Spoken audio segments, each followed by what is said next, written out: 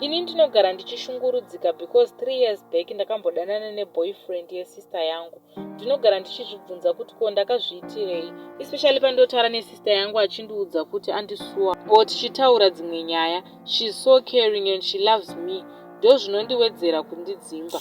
Chakaitika kuti ndisvike pakudanana neboyfriend yesister yangu ndechekuti sister yangu anga asingade mukomana uyu, aitomuchita, asi pavakomana vake vese this guy ndiye anga atori serious. So pese pavaiita maissues ndaivayananisa, ndo zvakaita kuti boyfriend yake ive close kwandiri.